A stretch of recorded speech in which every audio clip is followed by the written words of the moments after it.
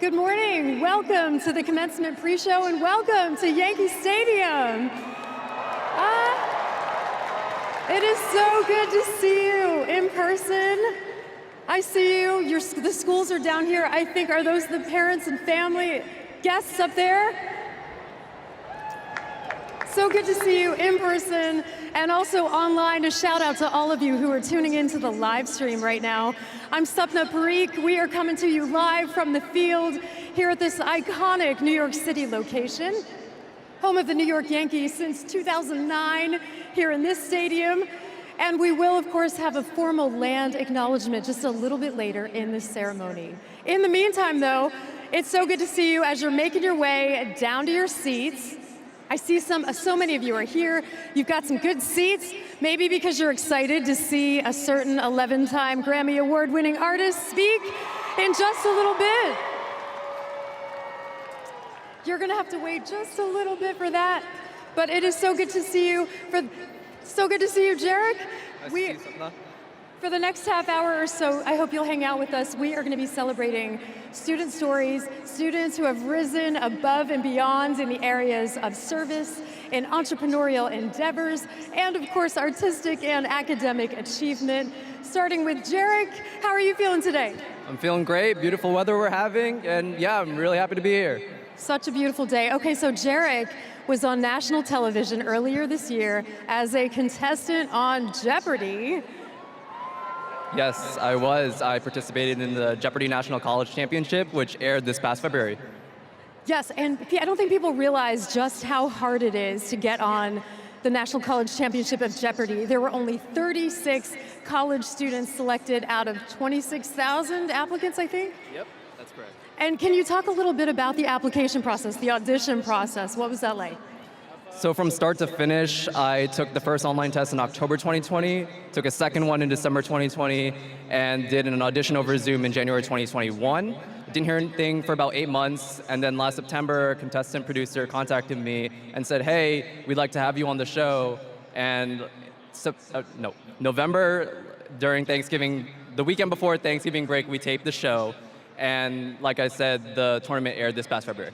Yeah, a long process. Indeed. A long process, and the questions aren't even multiple choice. You have to actually fill them in, which is just crazy to me. And also, can you talk about the buzzer really quick? I think, also, I didn't realize how challenging and how crucial that buzzer is. You can't just keep pressing it, it matters. Yeah, so when you're up there on stage playing Jeopardy, you can't just spam the buzzer. You have to wait for the host to finish reading the clue. And you don't see this at home, but there are these white lights that illuminate the clue board that signal for the contestants to buzz in. If you buzz in a little bit too early, you're locked out for about a quarter of a second, which doesn't sound like a big deal, but it can make a big difference in the grand scheme of things. I mean, if your reflexes aren't up to par, you'll definitely be facing an uphill battle for sure if you're up on that podium. It matters. We have a quick clip to show you. You can see for yourself just how awesome Jarek was. And also there was one question in particular. You had everyone holding their breath. Jarek. What are Tokyo and Kyoto?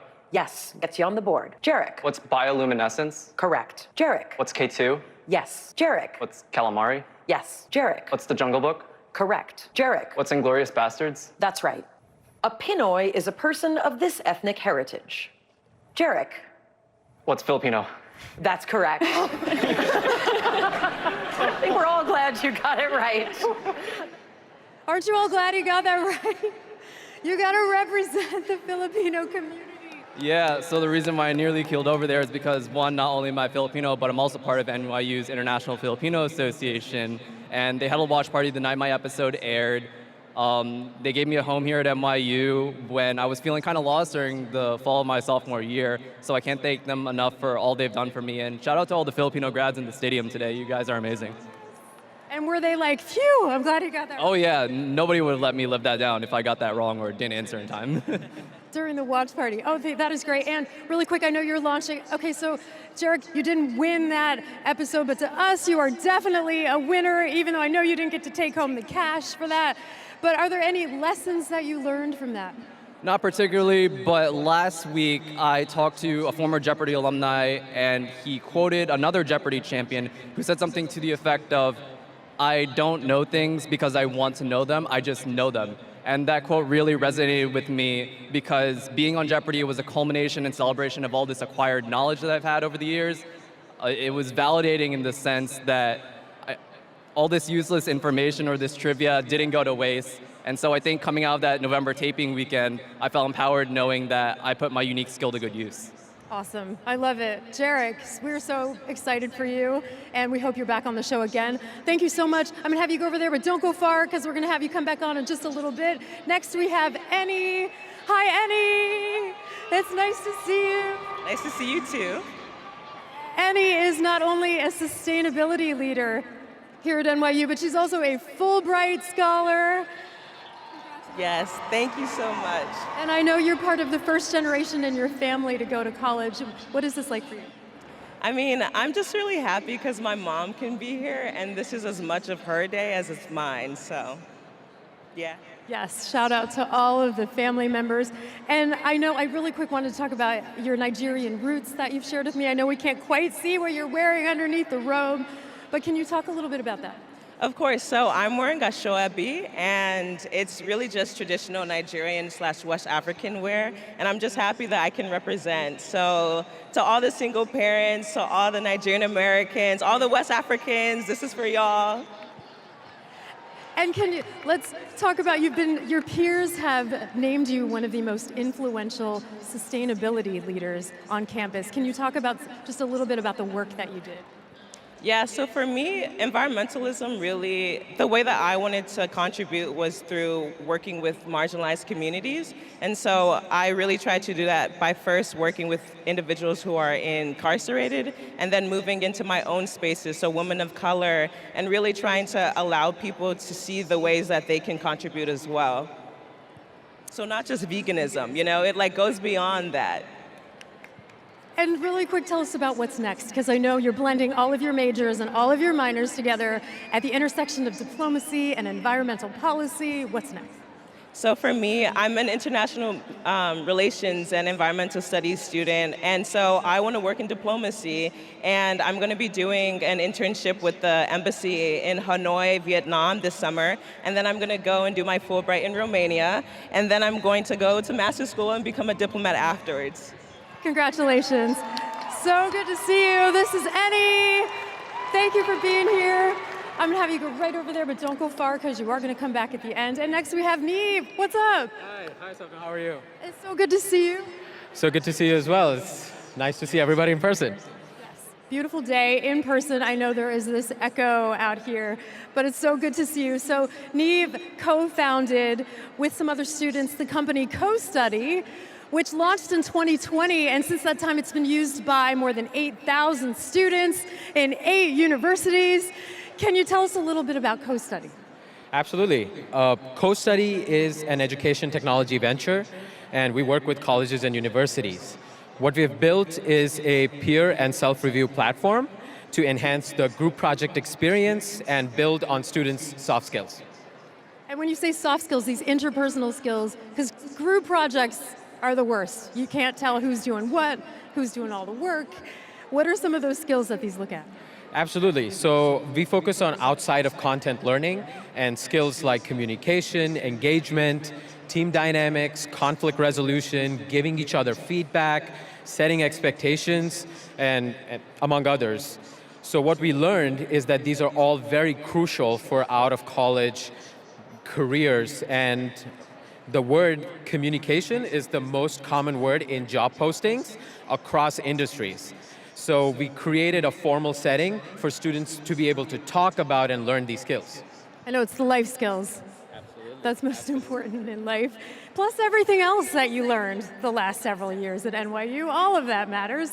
Really quick, you transferred to NYU in January of 2020, right before the world went down the toilet. Absolutely. But you had a great senior year, and I know you spent a lot of time in the E-Lab. Absolutely. I owe a lot to all the coaches and the mentors I have at the E-Lab. I have participated in pretty much all of their programs, the Startup Bootcamp, the Startup Sprint, the Ignite Fellowships, the First Generation Founders Fellowship. I have also spent a night there last semester. So I have really benefited from all the resources available to us at the Entrepreneurship Lab. I'm sure they'll be thrilled to know you slept there too. I'm sure you're not the first or the last who will sleep at the eLab. Thank you so much. We are going to take a quick break, but keep your eyes right up here on the Jumbotron. Look around for a camera person, because you might just see yourself up there on the screen.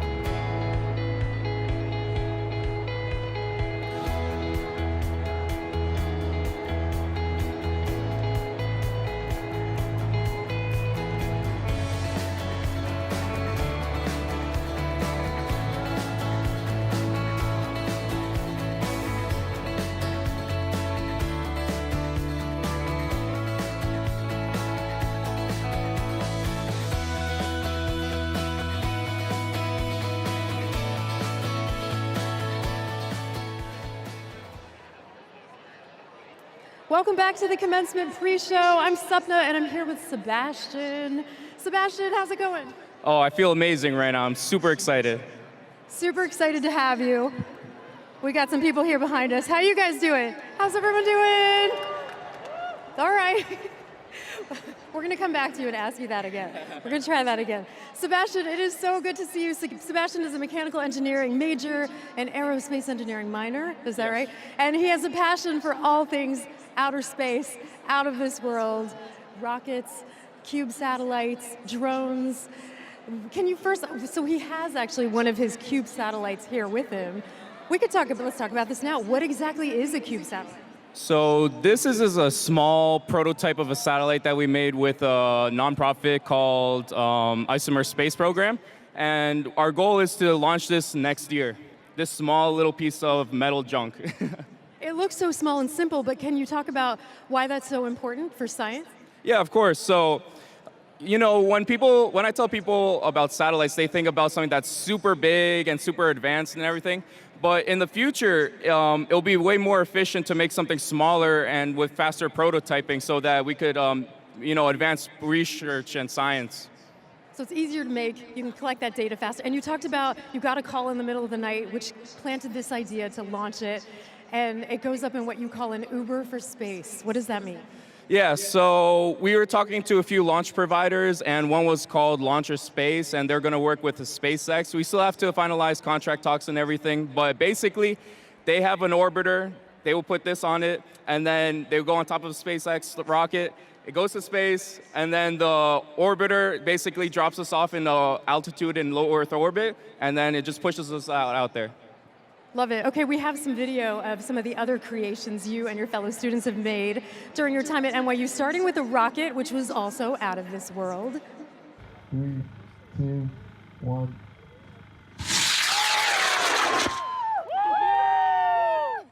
So that was one of the rockets that I think you said won some of the NASA competitions? Yeah, so last year we participated in the NASA USLI, the University Student Launch Initiative, and we did really well. We won 3 awards. And those awards included Best Overall in the Design Division. We won first place in the Project Review, and we got second place Rookie Award. That's so great. And I know the echo is a little hard. You're doing so great. Can you talk just a little bit about, really quick, where your love of outer space began? I know you've been really interested for a long time. Oh yeah, it started when I was a kid. I don't know if my parents did this on purpose, but when I was a kid, I started watching the Discovery Channel and the National Geographic and the Science Channel instead of watching SpongeBob. So, I grew up with watching any and all things space, and it was really intriguing.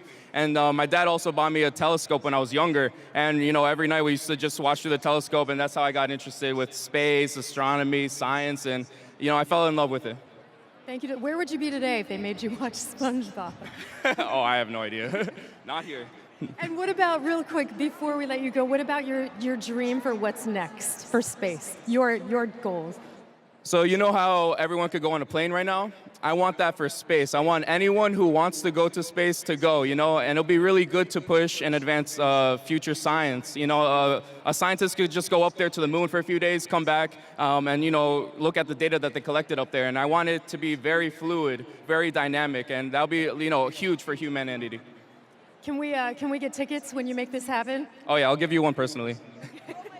Who wants an NYU discount to go to outer space? Yeah, a lot of people do. Thank you so much. Congratulations. I know you have a new company. You're calling it Isomer Space Program. I love it. Who needs SpaceX? We have Isomer Space Program. Congratulations to you. We are going to take another quick break, but first we have a message for you from the New York Yankees. On behalf of the entire Yankees organization, I want to welcome the graduates and their families to Yankee Stadium for NYU's commencement exercises.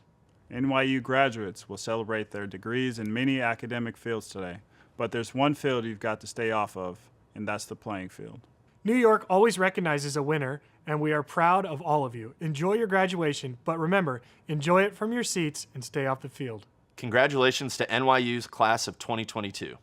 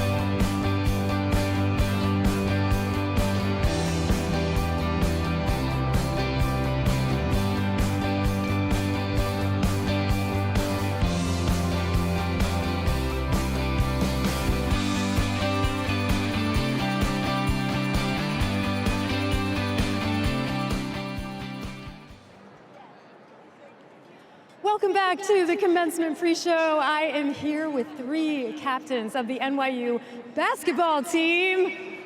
Hello. Hello. This is Alyssa, we have Megan, we have Bianca. How are you feeling today? I feel great. I'm really excited to be here. We're so excited to have you. You all have had such a great season and you ended on a really high note. You're ranked 7 in the nation, I think, among Division III teams. Is that right? Can you talk a little bit about the season that you've had? Yeah, so we made it to the Elite 8 this year, and we also won our league, so that was really cool. The toughest thing, and everyone in NYU Athletics is all really proud that we came back from COVID, and everybody had a great year. You're doing great. I know this echo is really hard, isn't it? It is really tough. It's like talking to yourself, being talked back at, all at the same time. You are doing great. I know. Congratulations on this great season. All of NYU athletics have exemplified such resilience. You all lost an entire season during lockdown. You then had to come back. You were training at home. I'm going to come to you, Megan. Can you talk to us a little bit about what you all had to do during this time?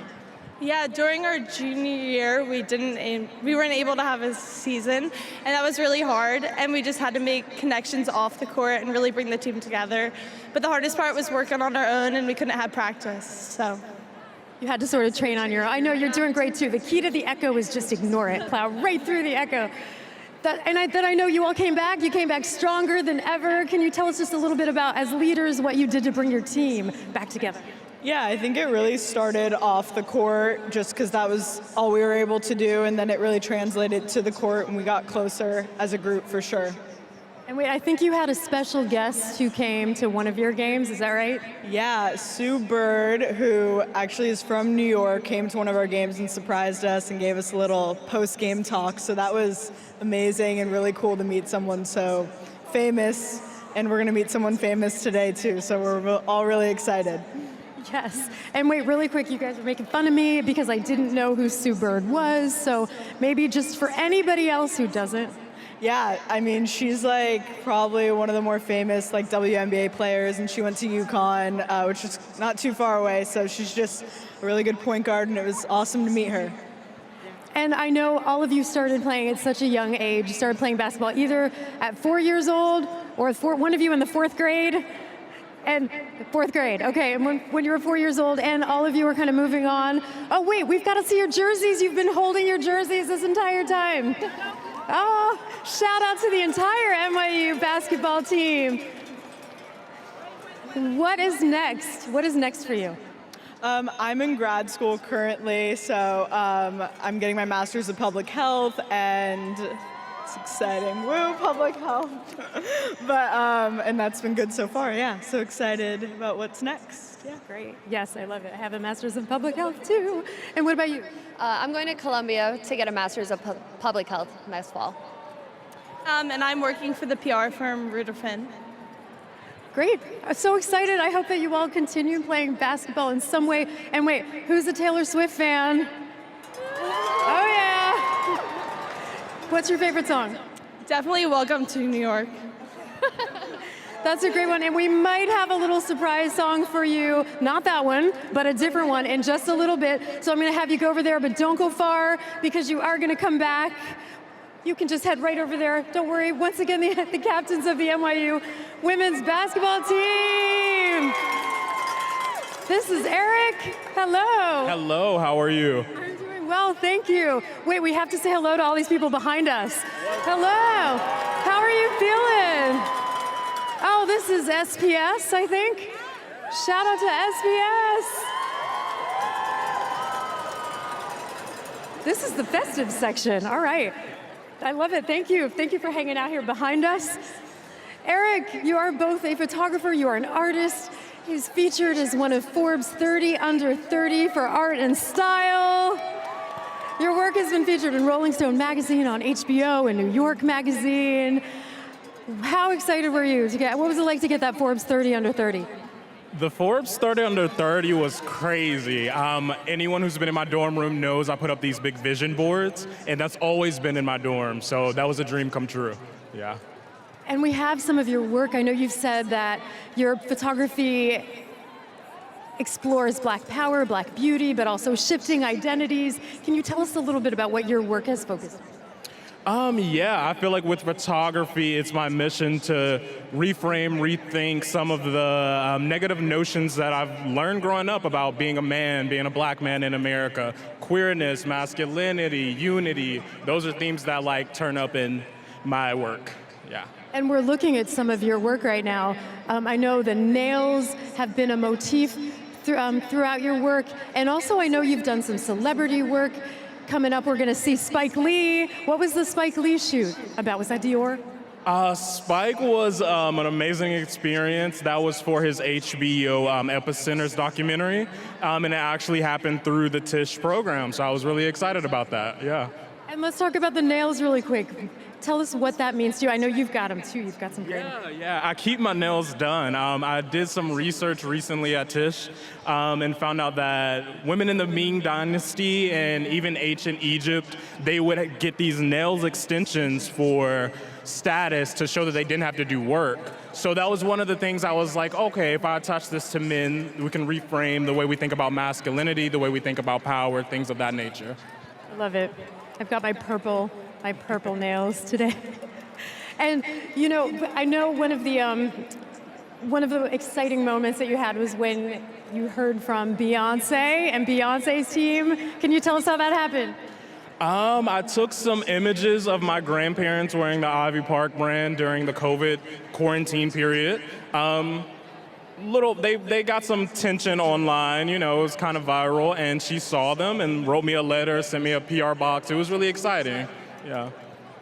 That is exciting to hear from Beyonce. And you're from Georgia, but I know you came to New York City and NYU, and that's opened a lot of doors for you. Yes, I feel like New York is the perfect place to pursue an art career, you know. I love Georgia, I love to keep that within my work, my Southern upbringing, but I feel like it's a good thing to expand, you know. Congratulations, your work is incredible. I know you've got another project coming up that you can't talk too much about. Yeah, I'm working on something with Doritos. That's really exciting. I can't say too much, but that's all we need to know. That's all we need to know. Doritos and Eric Hart Jr. It's gonna be amazing. Thank you so much. Stay right here. Gonna have all of you come back on. We are just about out of time. The procession is just a few moments away. Thank you so much to all of you for sharing your stories. You're all close, can you all see? Thank you so much for sharing your stories. I'm Sapna Parikh, and a shout out to my crew here on the field, out in the truck. But first, before we go, I want to feel your energy. How is everybody feeling? Fantastic. Oh, one more time, how is everybody feeling? I know we have some fans out there of that 11-time Grammy Award-winning artist. Where are you? I can't hear you. We might have a little song for you coming up in just a moment. How are you feeling? Are you feeling happy, free, confused, and lonely at the same time? I hope you are excited. She is not. Your honorary speaker today, a little later this morning, is not only one of the best-selling musicians of all time, she's a fierce advocate for equality and for the rights of artists, the one and only Taylor Swift.